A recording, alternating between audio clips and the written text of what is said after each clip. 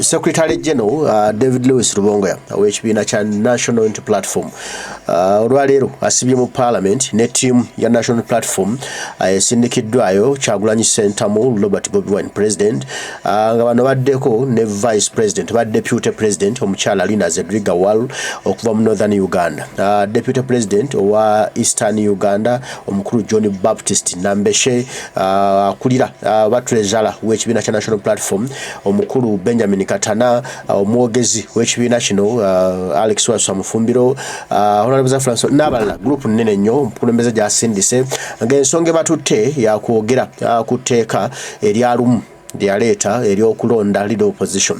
Mbu ekibiina ekibira mu opposition kikole nominations z'abantu basatu kisindika amannya ago mu Parliament, then Parliament yalondeko omuntu omu. Kati lwaki temuleko oli n'alondera ddala abantu be? Ezo ensonga ne zibatutte era Secretary General bagambye nti bo tebakkiziganya na nsonga zino tikubanga bamanyi omwaka ogujja General Museveni agenda kuba mu opposition ate lwaki bamuggyako eddembe lyeyo okulondera leader of opposition. Nolwekyo akatugende endowooza ensonga tuzitandike tuzifune bulungi naawe obitegeere. President, Honorable Chair and members of this committee, we received an invitation, of course, to appear before this committee to give our views on the Administration of Parliament Amendment Bill 2024, as well as some of the new clauses that, in our view, are smuggled into... Sorry for the interjection. I want to invite you to a cup of tea. Thank you very much. And also have been joined by a member. The National Unity Platform opposes this amendment bill in its entirety, and we base our strong opposition to this proposed law on the following grounds and context. One, we believe that the bill violates the Constitution of Uganda and the established democratic principles. The bill in its current form unjustifiably discriminates against opposition parties and their members of parliament on grounds of their political opinion, which is prohibited by Article 21 of the Constitution of Uganda, which prohibits discrimination on grounds of political opinion, among others. And I can give examples. One, it discriminates against the leader of the opposition's business in Parliament vis-à-vis the leader of the government's business in Parliament. Article 1081 of the Constitution designates the Prime Minister as the leader of government business in Parliament, while Article 82A1 effectively designates the Lop as the leader of the opposition's business in Parliament. To achieve this, the party in government appoints the Prime Minister, while Section 8.1 of the Administration of Parliament Act empowers the main opposition party to appoint or to elect the Lop. However, Clause 2 of the bill intends to introduce a discriminatory approach whereby the Lop would be elected by all MPs of the various opposition parties in Parliament, yet there is no similar requirement for the Prime Minister to also be elected by those who subscribe to his or her political party. Furthermore, Clause 3 of the bill, which introduces additional grounds for removing the Lop from office, is discriminatory in the sense that these grounds would apply. President, Honorable Chair and members of the amendments, now introduces a discriminatory approach whereby the chief opposition whip, unlike his or her colleague on the government side, would be elected by members of the opposition, which would be discriminatory and wrong. Worse still, whereas the bill is being touted as a tool for increasing efficiency in the opposition, it proposes that the new role of the chief of opposition whip would be to ensure the attendance, participation in proceedings and voting in Parliament by all members of opposition parties in Parliament, contrary to the prevailing situation where each opposition party has its own whip.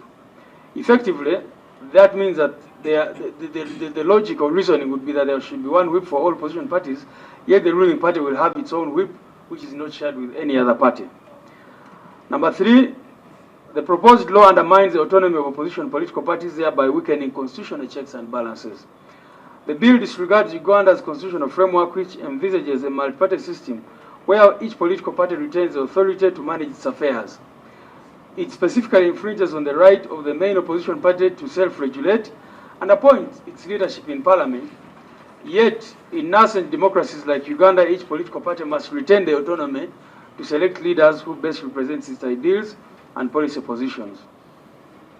By proposing provisions that allow multiple opposition parties to participate in the selection and removal of the Lop, the bill unconstitutionally attempts to circumvent the role and influence of the largest opposition party and usurp the will of the citizens who voted for it ahead of any other opposition party. And I think this point has been made that under a multi-party dispensation, the Westminster system, the presumption is that there is a party in government and there is a party in opposition. The main party in opposition, therefore, effectively forms government in that sense. And that is why there is even a shadow cabinet and all those. This bill seeks to take away that provision. This would undermine the largest opposition party's ability to assert its role as a primary check on government authority within Parliament, as well as its ability to hold parliamentary and other government officials accountable. It would also compromise the Lop's role by enabling the ruling party to influence decisions through members who may be more sympathetic to the ruling party's interests. Secondly, there is a likelihood that opposition MPs may be bribed or compromised or unduly influenced by government to vote a Lop agreeable to the ruling party. We all are in Uganda. We are not from Mars, Honorable Chair, and we know what has been happening in this country. There have been several reports of MPs being compromised to pass controversial laws and proposals by the ruling party. We are concerned that even this time round, the ruling party may seek to compromise opposition MPs to vote certain candidates for LOP, whom the ruling party finds agreeable, which shouldn't be the case under a multi-party system. Honorable members, I invite you to consider Yala elections, for example, and you see it is strange that the largest opposition parties for long have not had chance to send representatives to Yala. You will recall that in 2016, the chairman of NRM, General Museveni, publicly said that there is good DP and bad DP in an attempt to influence the voting of members of parliament in that Yala election. And indeed, those who were considered good DP found themselves able to sail through under that arrangement. Not all MPs considered opposition actually oppose the government. That's also another point. It is misleading to suggest that members of parliament who did not come to parliament on the ticket of the ruling party are actually in opposition. In the case of NUP, for example, honorable members, in the case of NUP, consider the case of Honorable Twa Kagabo, Honorable Jimmy Rwanga, and others. Although these members came to parliament under the NUP ticket, they have been categorical, stating it publicly that their current allegiance is to the NRM, to a point of attending NRM caucus meetings. Now, members, are these the people who would be expected to elect the leader of the opposition in parliament? Would these kinds of people be expected to objectively refrain from moving countless motions to remove the LOP on frivolous grounds? People who have already indicated, although they are seemingly on opposition, but their allegiance and interests are elsewhere. In this regard, therefore, Honorable Lumu seeks to hand over the opposition to the NRM or any other ruling party using this absurd proposal. Worse still, it would be absurd in the present context to assume that every political party that is not in power is actually in the opposition. What do you make of the Democratic Party, for example, or a section thereof, which currently has a cooperation agreement with the NRM? Or the UPC, which General Museveni recently said are very good allies to the NRM. Should a political party in cooperation with the ruling party participate in electing the leader of the opposition, whose cardinal role is to keep that same government in check? It would defeat basic logic. We also invite this committee to reflect on the reality that political parties in the opposition are not homogeneous. Although we are all branded opposition, currently we have distinct ideologies, policies, and approaches to different governance issues. You cannot suggest that opposition parties are homogeneous, therefore. Even though they may operate within the same political system, each opposition party represents a unique set of values and priorities. This diversity must be guarded when deciding the opposition leadership in parliament. Failure to do so would impose undue influence on the internal decision-making processes of the main opposition party, thereby hampering the multi-party system that the Constitution was deliberately designed to protect.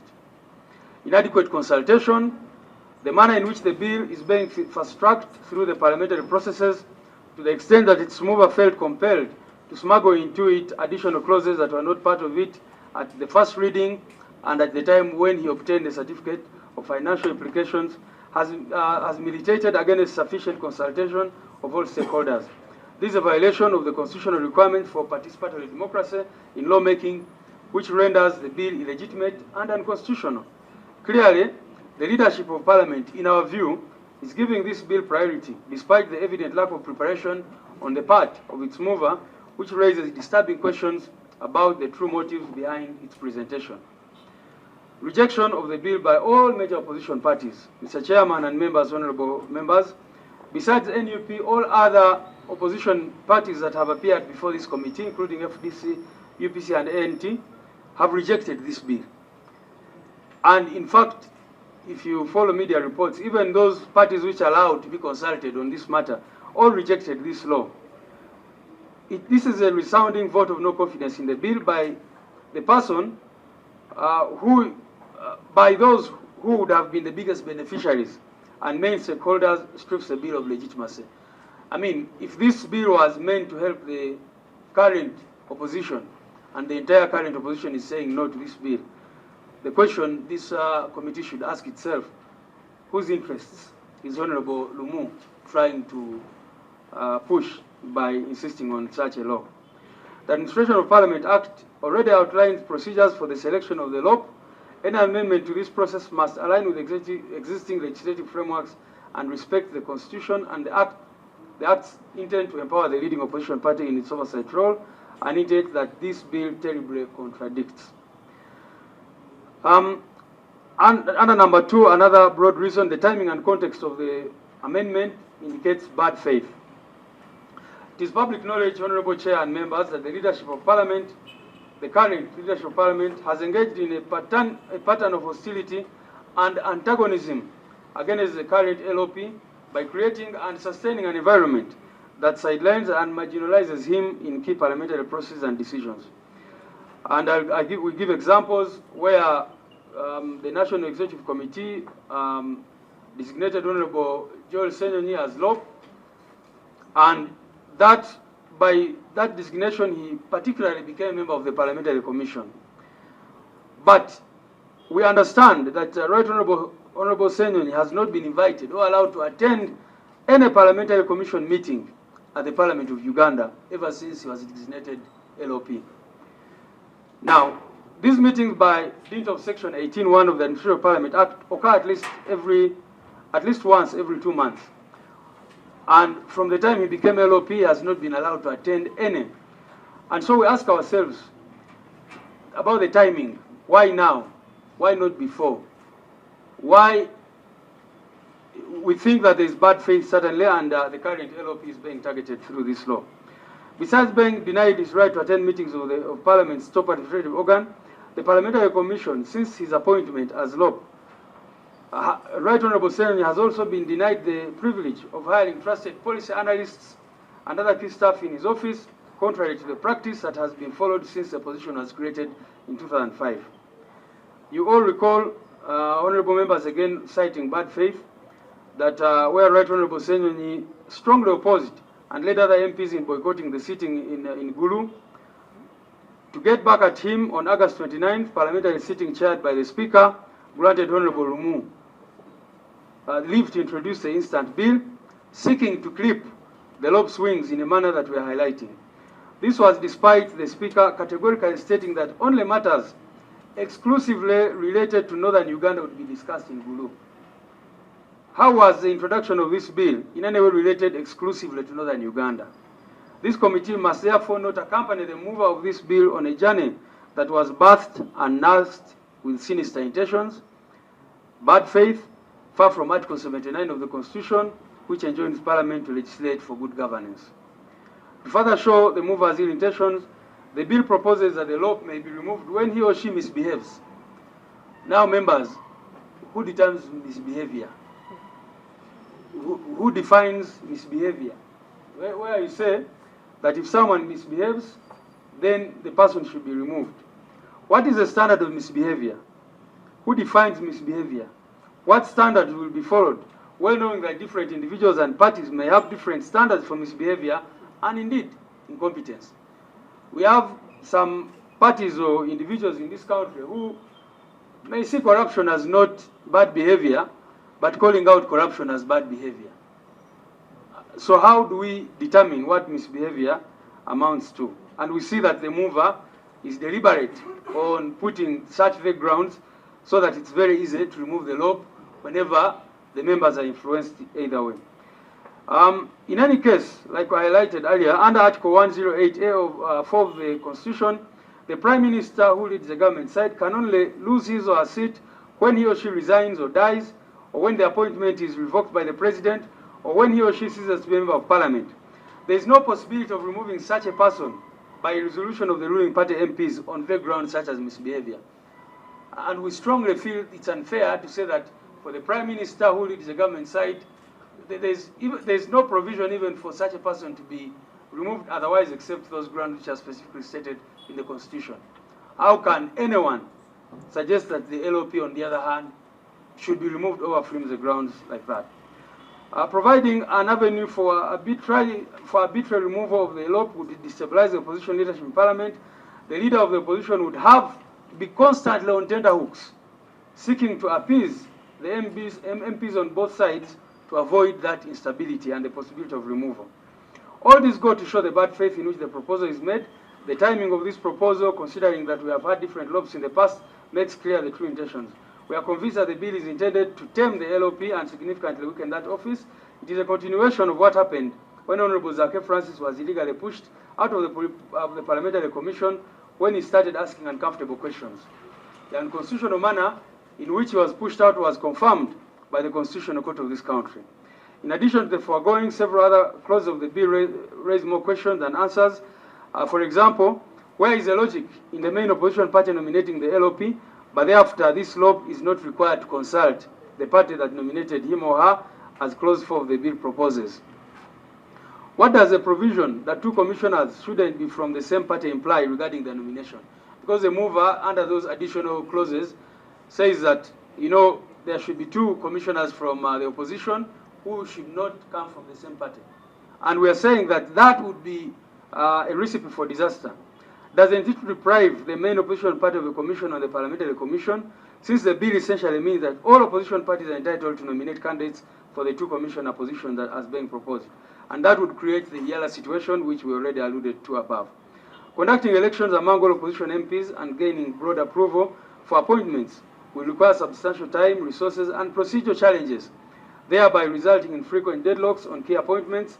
Similarly, the requirement for multi-party approval in the shadow cabinet's formation and committee leadership would slow down decision-making and create inefficiencies. This bureaucratic layering could hamper the opposition's ability to quickly respond to government policies. In conclusion, Mr. Chairman, Honorable Chair and members, the question that this committee should ask itself is, does this bill deepen multi-party democracy or not? That should be the overriding question. Does this bill, in the view of this committee and in the view of the mover or any other sensible Ugandan, presume that by providing, as he proposes, that would deepen multi-party democracy, or would seek to stifle it? We wish to emphasize, honorable members, that our strong opposition to this bill is not in any way premised on any intention to strengthen or maintain our stand in the opposition as NUP. In fact, Honorable Chair, the National Unity Platform works day and night to ensure that it takes power and builds a new Uganda.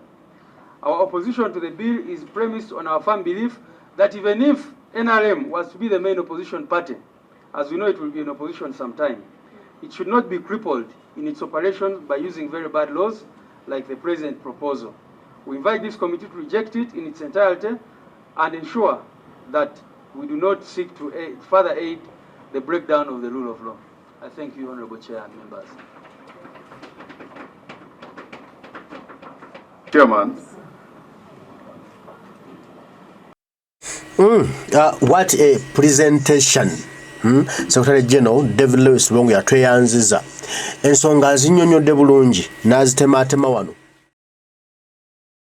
n'azitematema wali n'azizza eno n'azizza wali abasajja n'abooleka omutima gwa lumu omutuufu gwe yagiddemu mu kkola etteeka lino n'abaana bamuli emabega kulaba nga Joel Ssenyonyi kubanga ataddewo pressure nyingi nnyo ku speaker amulabisizza nnyo amwambudde singa teyali speaker wa Joel Ssenyonyi oyo tetwanditegedde obukadde 5 bwawe bwa mpuuga tetwanditegedde ensimbi speaker parliament zeyeegabira n'agenda n'akola zi radio n'agenda n'akuzimba ebisaawe n'azimba amasomero naye nga ssente za muwi wa musolo zakozesa ebyo tetwanditegedde enguzi parliamentary exhibition ebaddewo teyandibaddeyo kubanga twali yandibadde atuwa details twandibadde atuwa room atuwa bwino naye bwe twabira ne Lop amanyi omulimu gwe nti my job is to check the government in power n'agukozesa nti zino sente bazifulumya bazitwala zino bazifulumya bazitwala zino bazifulumya najjayo bwino yenna n'amukuba ku mmeeza n'alabisa abantu kati akaliro kabatuddemu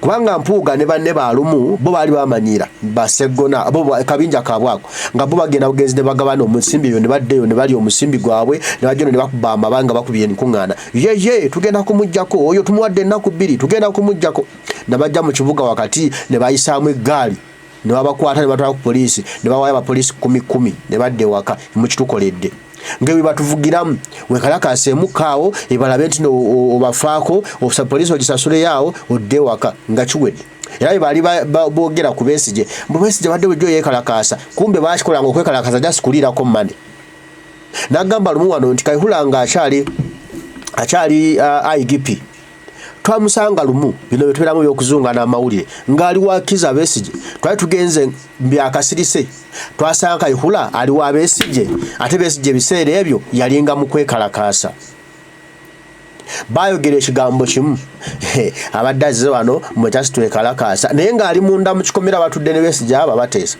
era enkeera Besigye yakeera kuva mu kikomera kye nga n'abasirikale bali awo tewali baali badde batuzannyirako buzanyizi katemba wano naye kati Joel Ssenyonyi yalabisizza abasajja Kyagulanyi Center mu Robert Bobi Wine kati bawulira kibatta bagamba tuzeewo embeera yaffe nerondero waffe tumuteekawo tujja batumuteeka ku bunkenke akole bye twetaaga kwajja kuba atweguya ffe abaamulonda wuliriza wano. Honorable colleagues, I want to most sincerely express my gratitude. The document is quite voluminous. You'll have to... No, it is the font. The font. Which is bigger than the usual. Okay. But it is very brief. Colleagues, I want to express my gratitude to you for extending an invitation to me to come and share my insights and thoughts about the Administration of Parliament Amendment Bill 2024 that is before the Honorable Committee. Honorable Chair and colleagues, as you are already aware, the Administration of Parliament Bill 2024 was tabled and read for the first time on the 1st of October 2024. Consequently, it was referred to this Honorable Committee for further processing. The object of the bill is to amend the Administration of Parliament Act Cap 272 to provide for the election of the leader of the opposition by members of the opposition in Parliament, to provide additional grounds upon which the leader of the opposition may cease to hold office, to require the shadow cabinet to be approved by members of the opposition in Parliament, to provide for election of the chief opposition whip, to require the leader of the opposition to consult opposition political parties represented in Parliament when appointing chairpersons and deputy chairpersons of the relevant standing committees of Parliament and for related matters. The brief background and rationale for enactment of Article 82A of our Constitution, Mr. Chair, it was enacted when Ugandans chose through a referendum in 2005 to return to multi-party political dispensation. Inclusion of this particular article was meant to strengthen political parties in a young multi-party democracy such as ours that was just returning to multi-party politics at the time and still being nurtured. Now, what is the position of leader of opposition in other jurisdictions, in other parliaments? Mr. Chair, in most Commonwealth parliaments, there is none that offers a benchmark that the election and the removal of the leader of the opposition, for the election and the removal of the leader of opposition, but rather provides for the official opposition party as they want to nominate the leader of the opposition, for instance, in the United Kingdom, Canada, United States of America, Australia, among others. In the other Commonwealth jurisdictions, such as India, which is referred to as the mother of democracy, that we refer to, the position of leader of the opposition is officially described in an act called the Salary and Allowances of Leaders of Opposition in the Parliament Act 1977. It goes further to define the term leader of the opposition as the leader in that house of the party in opposition to the government, having the greatest numerical strength and recognized as such by the chairman of the Council of State or the Speaker of the House of the People, as the case may be. Criteria for recognition. There are two conditions that need to be fulfilled to recognize a person as leader of the opposition, Mr. Chairman. One, the party should be numerically the biggest one in opposition to the government. Two, the party should have 10% representation in the House of the aggregated number of MPs in the House. In fact, in the Indian Parliament, the leader of the opposition in Lok Sabha incidentally, Mr. Chair and honorable members, means the lower house. The upper house in the Hindu language is called Rajya Sabha. Now, this one, the leader of the opposition in the lower house is considered as a shadow prime minister with a shadow cabinet ready to take over the administration if the government resigns or if the government is defeated on the floor of the house. What is the practice of choosing leaders in a multi-party political dispensation in Uganda? Mr. Chairman, every political party is independent of the other in terms of ideology, aspirations, and principles. It is on this basis that parties present their manifestos during elections, the premise on which electorates vote candidates or parties of their choice. Two, there are lots of consultations that go on in the background with various stakeholders before the final position of leaders is brought to the House for approval. A case in point, Mr. Chair and the colleagues, is the NRM cabinet that has a cocktail of political parties in its cabinet who are appointed solely by the president, whereas in the opposition, shadow cabinet is constituted from the entire opposition membership, irrespective of party affiliation, by the official opposition party in the spirit of consensus. Each political party is independent of the other ideologically, and now bundling them together for the sake of the election of the leader of the opposition, Mr. Chairman, would mean denying them their rights given under the Constitution, as per the article I've actually quoted, Article 29. And in fact, to emphasize this, every political party in the opposition has its own party whip for purposes of relaying its members to toe its party lines. Grounds for one to cease to hold office of leader of the opposition.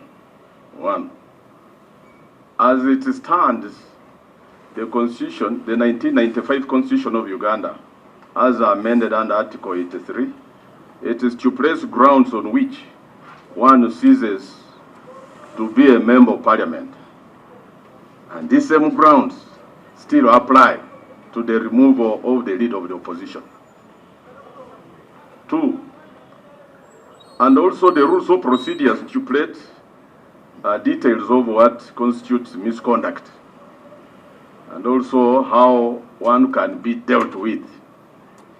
And therefore, having this as a justification for amendment of the Act is uncalled for. Section 6C of the Administration of Parliament Act 2006, as amended, has already settled the manner and the grounds for which one ceases to hold office as a leader of opposition. The official opposition derives its mandate from a general election as a first run-up. Hence, one cannot remove the power, authority, and the mandate that is earned. I emphasize the word earned at a general election through a mere procedural amendment. Therefore, this particular clause, Mr. Chairman, in the bill is redundant and does not offer any remedy, and thus should be rejected. Status of the leader of the opposition.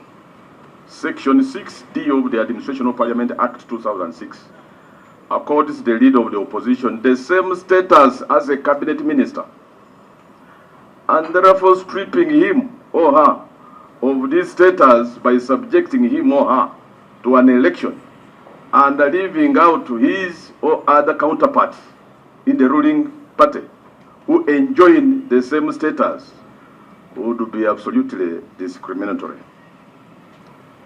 Thus, this opinion should stay as it is, since passing it in this current form as proposed by the move of the bill would be counterproductive and would be discriminatory. Election of the Chief Opposition Whip. Honorable Chair and members, the bill proposes the election of the Chief Opposition Whip by opposition parties represented in Parliament.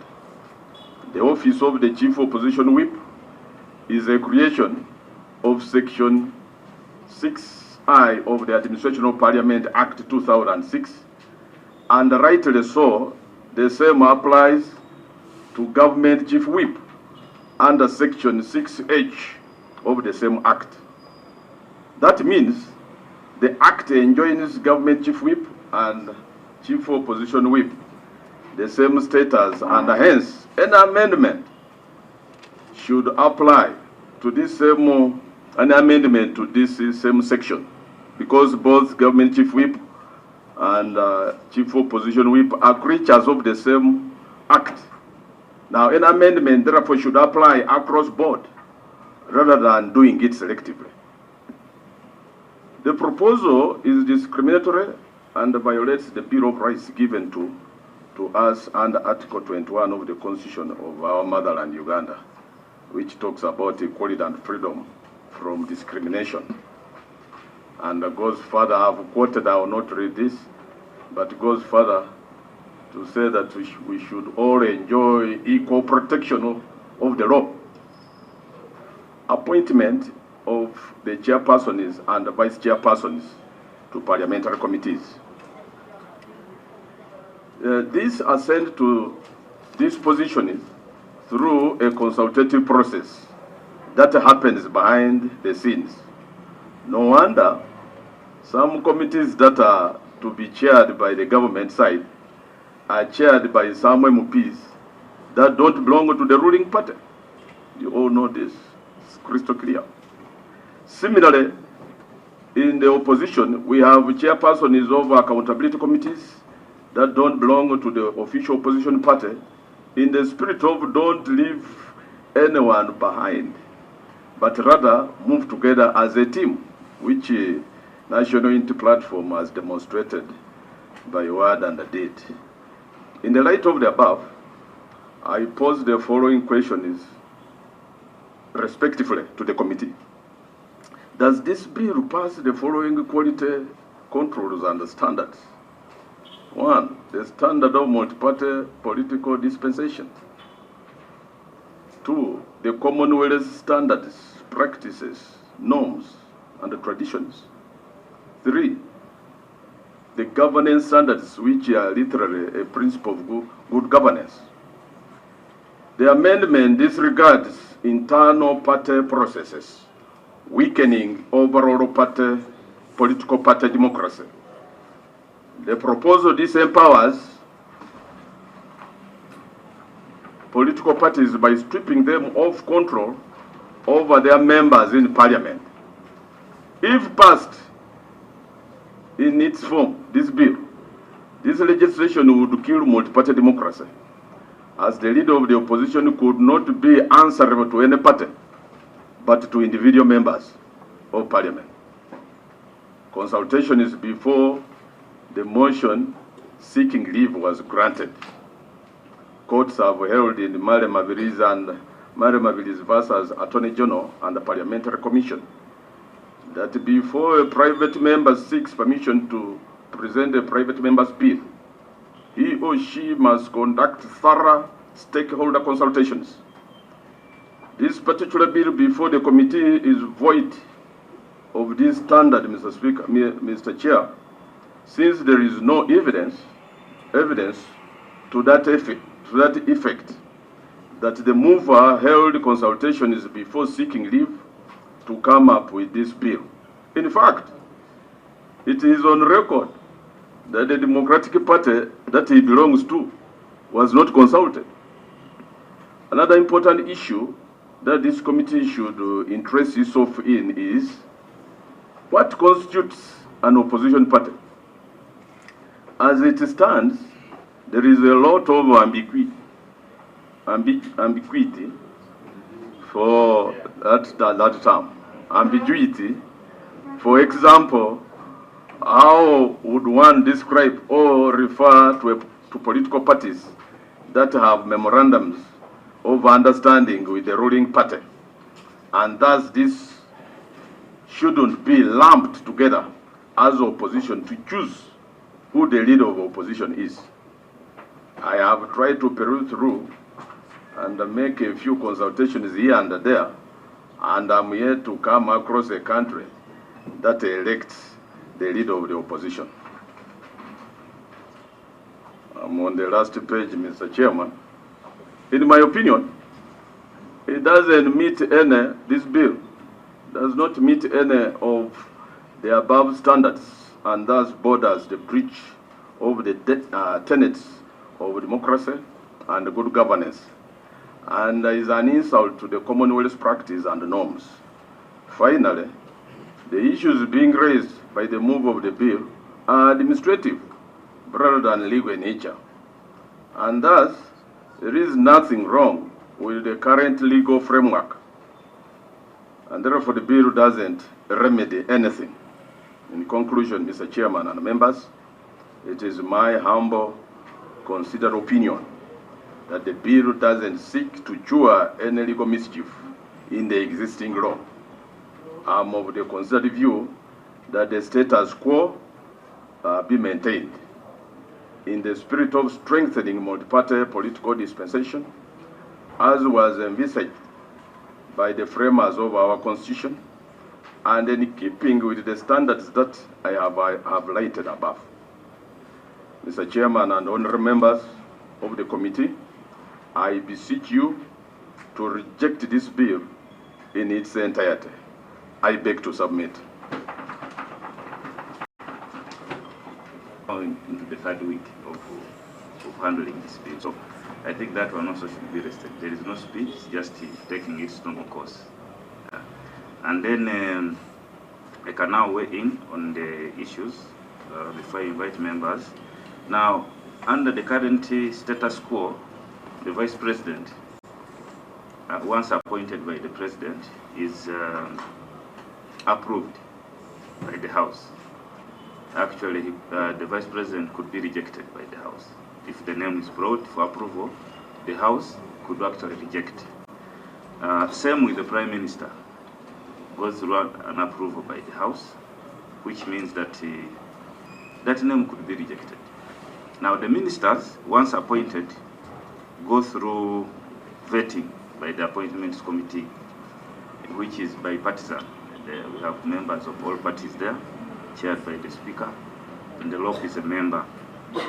Now, you can see that all the officers appointed by the President the biggest party in government, which is in government, they go through some process of either vetting or approval by the House. Now, the opposition, the leader of the opposition, who is designated by the party with the greatest numerical strength in the opposition, that party has a blank check. Has a blank check by way of just designating and informing the House. There is no requirement for the House to approve. The name is just brought for the information of the House that the leader of the opposition is so and so. So it is a blank check in my view. I want you to think on how can we tour the idea that it is a blank check. Maybe we need some processes through which that name could be approved, or other than elections as proposed. Which other way do you think would hold the party in opposition to accountability by way of either approval by the whole House or through vetting, as it is with the ministers that are appointed by the President? That's the first one. Let's now, I'll invite the other colleagues to take on the matter. Honorable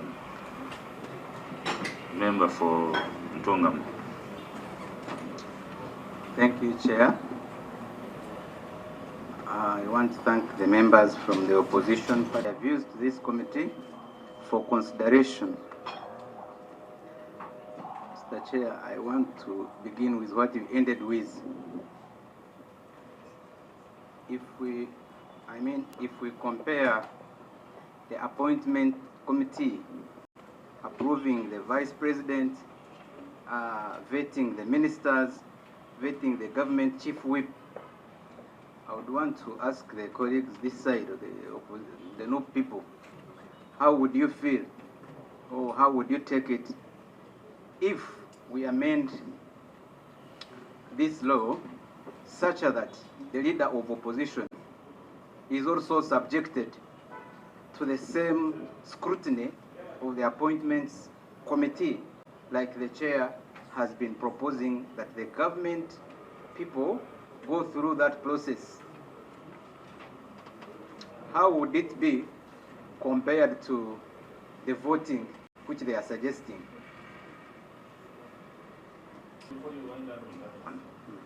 Just to put it further in context, the Lop is not just a leader of the opposition for the party with the biggest numerical strength. It's a national.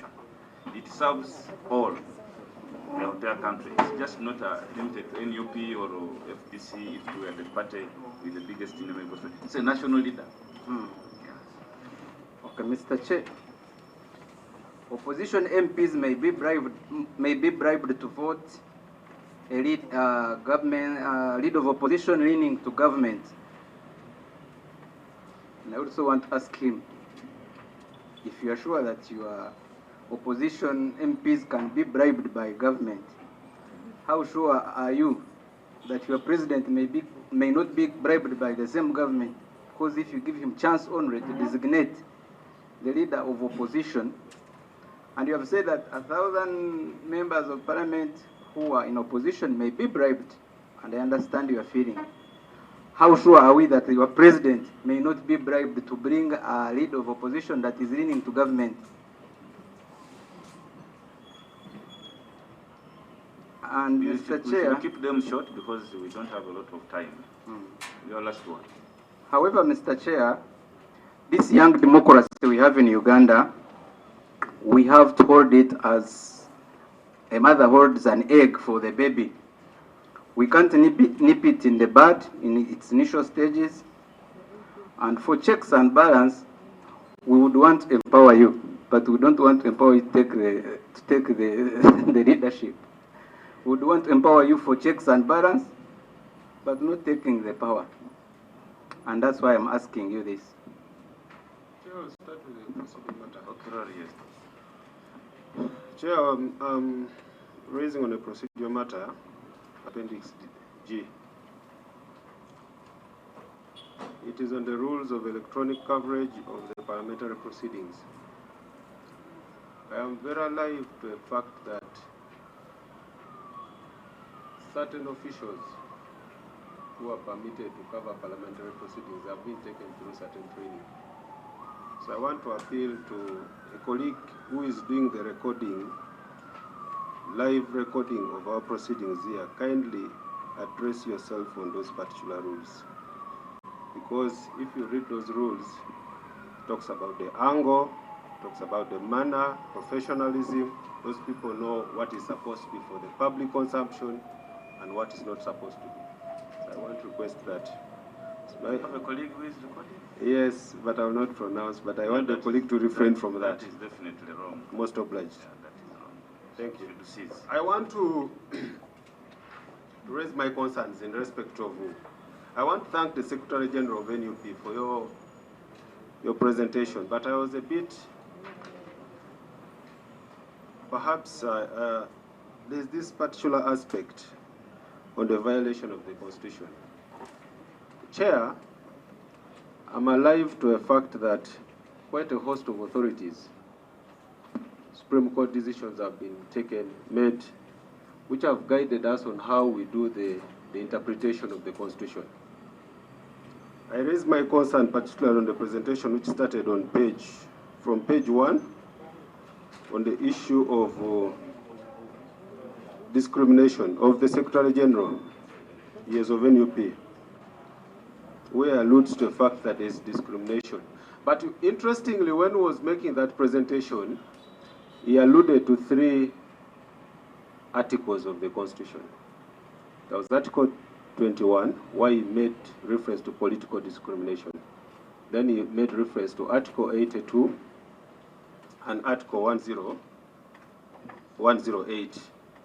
Now, the rule of harmony requires that the Constitution is interpreted as an integral whole.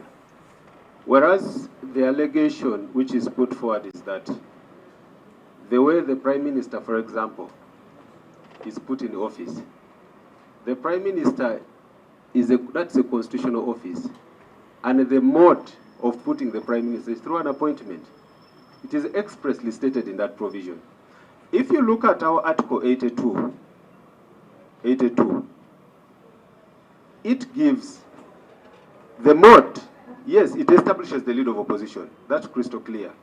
But on the mode of us choosing the lead of opposition, that power is given to Parliament. I want to agree and look at the arguments which were subsequently raised, but I wouldn't really want to buy into the argument that by the mere fact that the Constitution provides one for appointment and that is discrimination. It's not. That is the provision. We follow the law the way it is.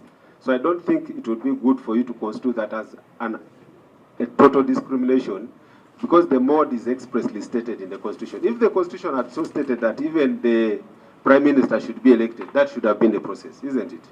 So that particular aspect, I want to appeal and make a submission that it doesn't augur well and say perhaps the ruling party is having that discrimination in the way things are done. That may not be proper. So the other concern that I have, when I look at your presentation, it is true you made reference to Article 8.1 of the Administration of Parliaments Act, which empowers the main opposition party to appoint the law. But you will also agree with me that the Administration of Parliaments Act is the one which operationalizes Article 82 of that provision operationalizes Article 82 of the Constitution. I would perhaps bend so much in getting your argument on why you think that the mode of election may not be the most appropriate. You get it?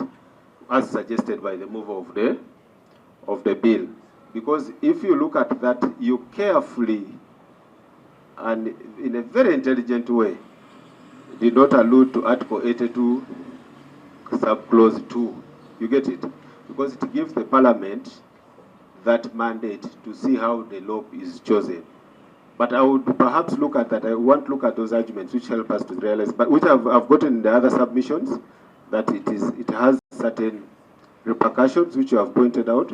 But for you to say Parliament does not have this mandate, Parliament has got the mandate to look at, but we only looking at the various arguments that people put forward. I beg to submit, Chair. Thank you. Let's keep it short because the stakeholders planned for 1 o'clock have already arrived.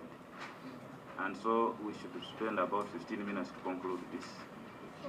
One, I also fail to understand your concept of discrimination when Article 108A specifically provides for the manner of appointment and cessation of office for the office of the Prime Minister, compared to Article 82A, which gives Parliament the discretion to provide the manner for choosing a leader of opposition and how he seizes office. Two, the question of Article 82A, if you interpret it clearly, refers to a multi-party form of democracy and leader of opposition. Does not mention a leader of opposition political parties. So should we legislate beyond what the Constitution provides, which says a leader of opposition, and now we intend to legislate for other opposition political parties? What is the purpose of the Administration of Parliament Act as opposed to the purpose of the Political Parties and Organizations Act? Lastly, from me, you've not mentioned anything to do with the concept of introducing new commissioners for other political parties and the effect it has on Article 93 of the Constitution, and actually the effect it has on discriminating other forms of shades of opinion in Parliament, including the UPDF and the independents. Considering this law, we should not bring in our maybe emotions or our interests, or we are supporting this part and what. We should come just in between for the good of Ugandans, to legislate a good law which will benefit us, not affecting Ugandans. Thank you. But the issue of the Prime Minister and the ministers and the Chief Whip were raised in the document. Yes. So we're only reacting to what was raised. Yes, Deputy. Thank you, Chair. The government and compromising them to elect a leader of opposition that is not the candidate of your choice. I'm a bit perplexed. Are you specifically alluding to the character of the current MPs in the National Unity Platform or generally?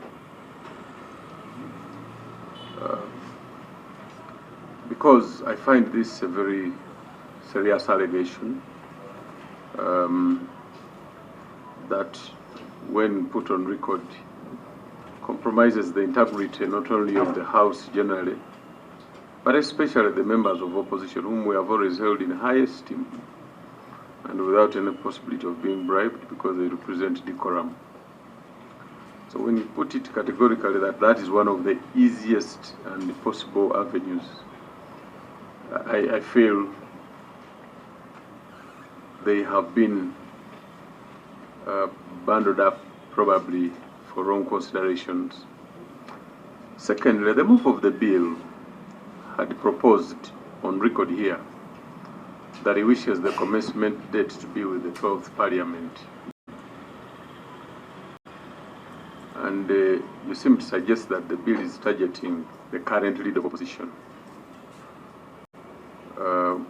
Are you privy to the fact that he specifically and categorically stated that the commencement date should be 2026 with the 12th Parliament? Thank you. Ministered by the entire House, and that is it was buttressed by Council Nwagaba, Article 82 versus Article 108. Mr. Chairman, in the wisdom of the framers of the law, the Constitution, and even the enabling law, that Administration of Parliament Act, they knew the mantra which says the majority will always have their way and the minority will only stop at their say. If in their wisdom they realize that given the numerical strength of the ruling government, it would be just for formality to whip them. And by the way, the role of the government chief whip in Rule 15, Sub-Rule 2, apart from ensuring due attendance and the participation of members in the proceedings, the most important one is whipping members in voting for the position of the ruling party. Now, if it ever happened that you subjected this leader of the opposition, who suffers from numerical strength, we are now looking at opposition, the number of members in the opposition compared to the majority of the mass party. The members, the government chief whip, definitely at any one given time can whip all his membership to vote out a given leader of the opposition. And that one, by the way, Mr. Chairman and honorable members, we are rivals, rivaling the two parties, the opposition and the ruling party, are rivals. One would not want a very smart, that official position to come up with a very smart leader of opposition who will give them sleepless night. So they will keep throwing your appointment, nomination is out every other time until you bring the one they know may not meet the threshold. So in the wisdom of the framers, they looked at the numbers. And the democracy is about numbers. That's why they saw that Prime Minister and Vice President are appointees of the ruling party. And there is no way they can turn against their own, because the caucus will be whipped in line to vote for them. But it would be a complete opposite if you subjected the same on these minorities. And that's why the framers, in their wisdom, did that. But also concluding, Mr. Speaker, Mr. Chairman, about Honorable Nwagaba's the addition, I think a clause was introduced, an additional one of more commissioners. That one is answered by Article 93. It would impose it automatically. And I don't think this would even qualify for a certificate of financial implications if it was going to impose a charge on the consolidated fund. And I think that's why it would not arise. Thank you very much. Yeah, thank you so much, Honorable Chair and members. Our questions raised. First of all, the question about vetting by appointments committee would definitely, again, not agree with it, because not every senior leader in Parliament is subjected to vetting by the appointments committee, including the Speaker, the Chief Opposition Whip, the Government Whip, and others. And the whole idea, really, and I think this is, you are talking about rules of interpretation. For me, I think one of the things that should guide this committee, honorable members, is the contextual interpretation, the context in which you operate. We are operating in Uganda, and we know the challenges that have affected our democracy and the challenges that we continue to grapple with as a country. So when, for example, I talk about the possibility of some members being compromised, it is, allegations have been there in the past that many processes, right from the amendment to remove the term limits, this is public knowledge that money exchanged hands, these things are in the public realm. So it is not something we are making up. We have talked about Yala, and we've seen all these allegations that keep coming up. So we are saying that in order to protect this nascent democracy that we're trying to build, let us not open a room through which evil will come to completely dismantle the little that the opposition is left with in this country. You'll forgive me, Chair, but I'm somebody who believes that there should be, I believe in some cogent evidence. I can't, if it is a public rumor or something which I tangibly I cannot be able to to defend. You get it?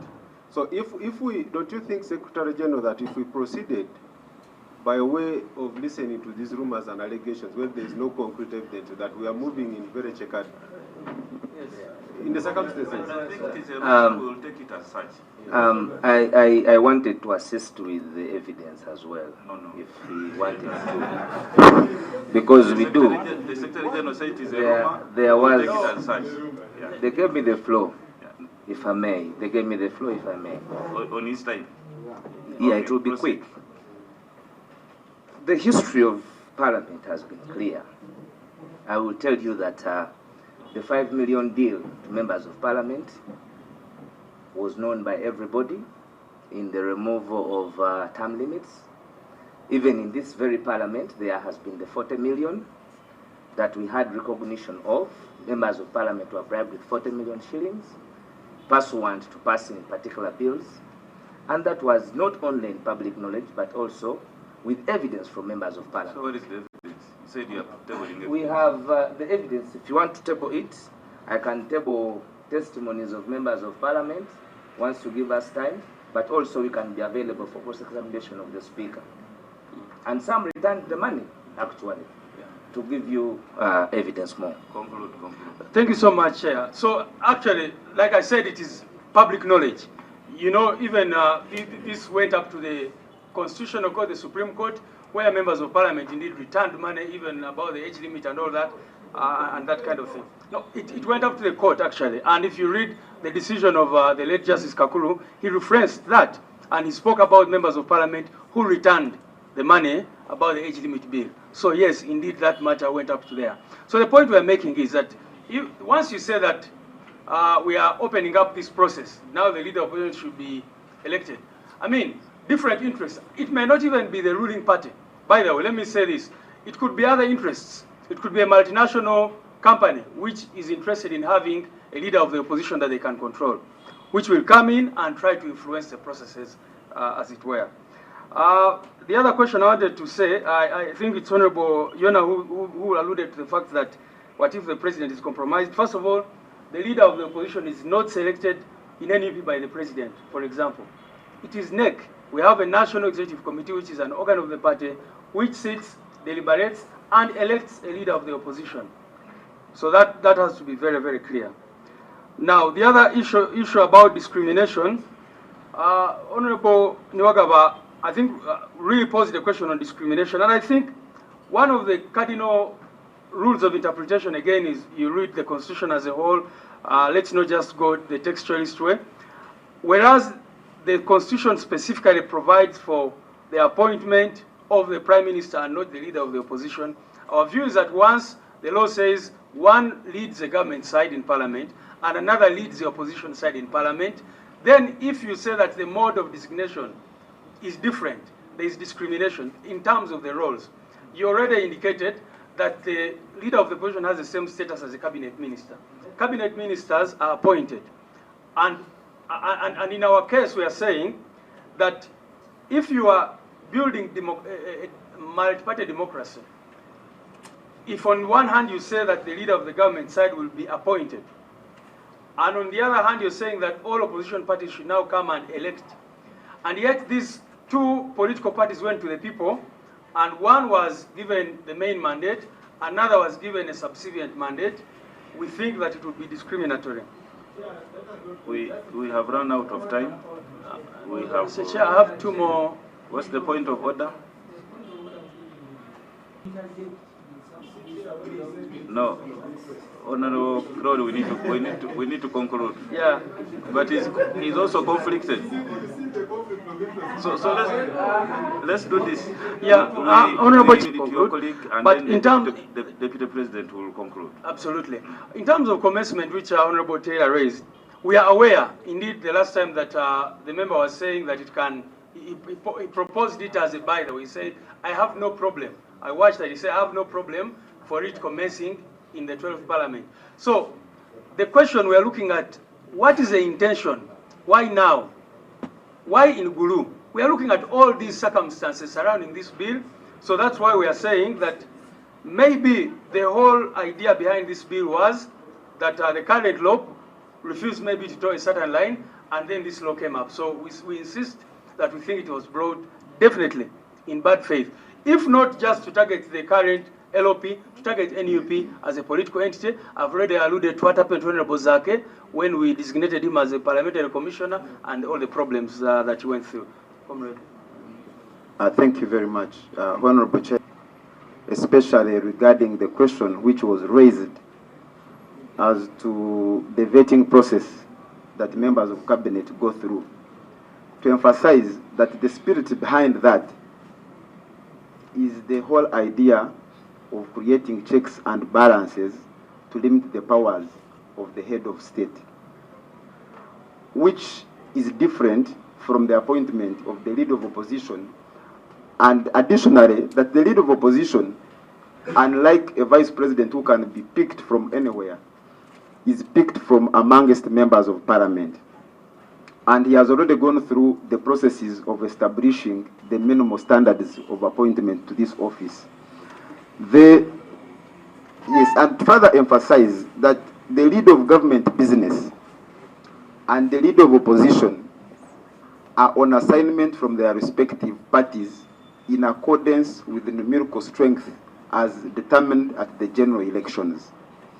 And therefore, to create a different mode of appointment for both in parliament is what is the premise of our argument that the proposed amendment would be discriminatory against in respect to appointment of the leader of opposition using a different mode from the one of appointing the leader of government business. Thank you. Yes. Honorable Chair of this committee and the distinguished members and also the team, we have put our position as the National Unity Platform Party in writing. We have, through the Secretary General, elaborately submitted on those positions. In conclusion, the constitutional provisions in terms of power belonging to the people and also the voice of the people is very, very critical. The aspirations of the people of Uganda is very, very critical. It's therefore our considered view and our considered prayer that this committee accepts holistically our submission and therefore rejects the bill in its entirety and ensure as it would and as further breakdown of the rule of law. Because I was from Arua, many people even have not had, many, including people who are land. So when we're talking about the consultations, we really need to, yeah, I just came back from Arua yesterday. People don't know, and it is only called the Honorable Lumu Amendment. So, but who is Honorable Lumu? What is the amendment? So it is really our prayer that in the best interest of peace and stability and democracy, let further consideration be done. But even without wasting any more time, let this bill be rejected in entirety. Thank you. Thank you. The National Unity Platform, your arguments have been received. They are documented. They will help us in processing the bill accordingly.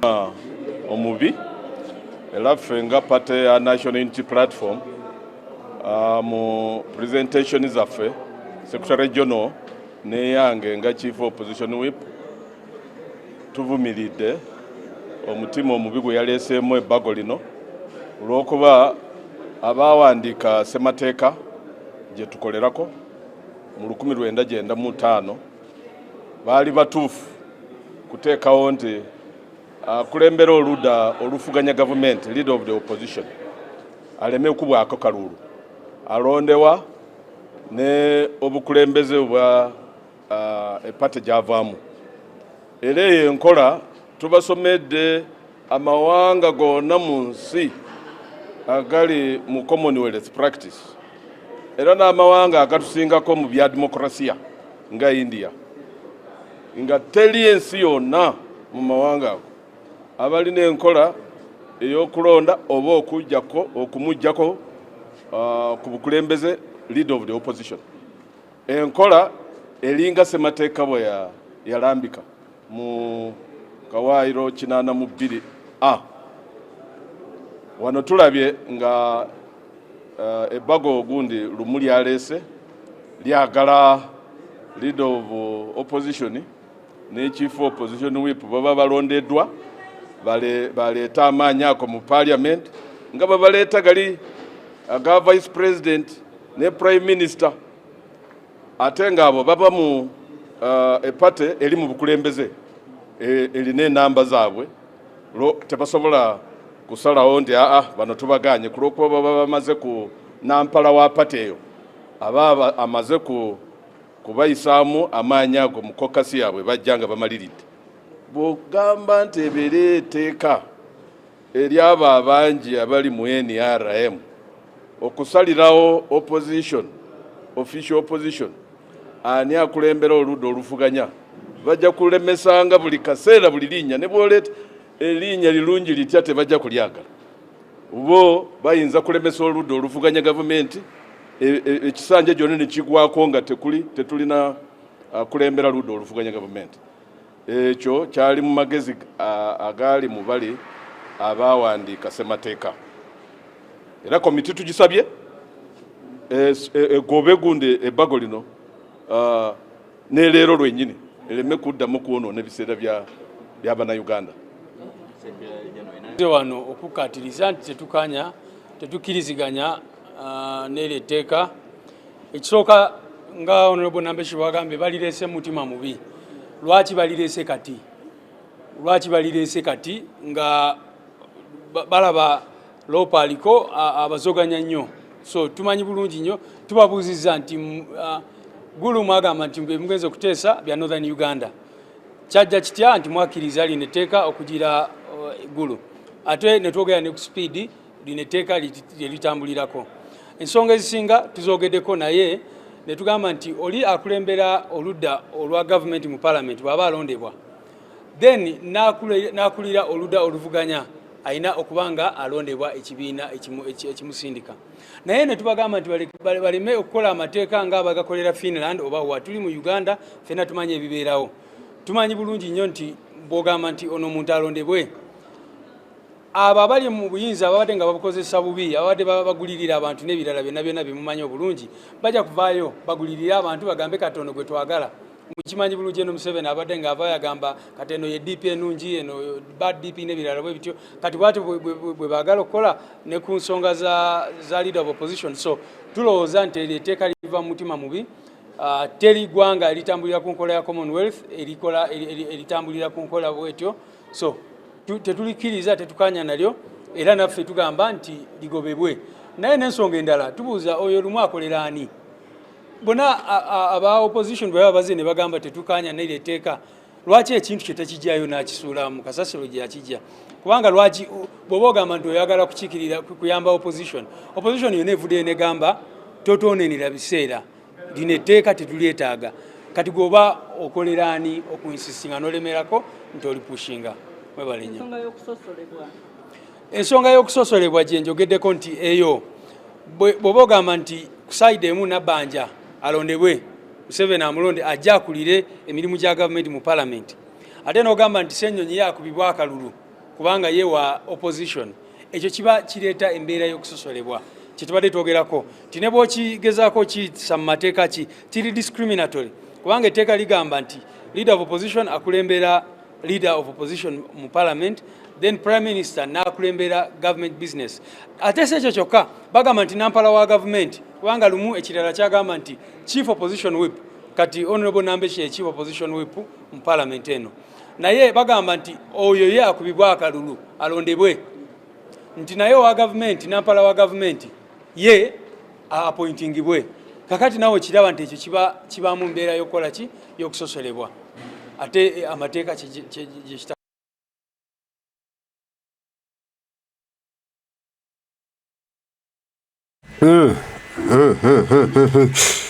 tweyanziza Secretary General David Lubongya ne tiimu yonna eya president Kyagulanyi Ssentamu Robert Bobi Wine tiimu esindikiddwa mu Parliament okulaba nga ensonga zino bazitaanyiza bulungi naye lowulira abaliyo olwedde balaka bali biased balina oludda lwe baliko balina bo ebigendererwa ebyabwe balina kye baatumiddwa kye balina okutambula nakyo kyonna ekinajja ffe ekisooka Secretary General wa Gavumenti ffe tetukolerera kubeera mu opposition era tetukayanirayo bugende kukyenkya nga tuli mu kulanira kati General Museveni bwera kukyanga ali mu opposition nga bamujjeko obuyinza obulondera leader of opposition sawuli yako omanyi bano baza okuloza mbuno General Museveni tajja kuvaako munange ekintu kituuka wano ne bukya buli kimu ne kikyuka twali kitatuuka ku dunia kuno gwenza okuloza muno nze ndi wa kitalo nnyo nze w'amaanyi ennyo nze nina ensimbi ennyo naye enteekateeka za Mukama zindala tupanga naye apanga oyinza okuzanya kubaawo omwezi ogujja ne bukya nga toliiwo nga mulala yaliwo n'olwekyo bayinza oba nga bo bennyini abaleeta bali mu kwesibirayo kuba Nup egenda kubanga ekyeri mu buyinza nga tubalondera situna buzibu kale byebyo ebya Secretary General n'ebibaddeyo mu bitegedde Omukama asaba bankuumire mwera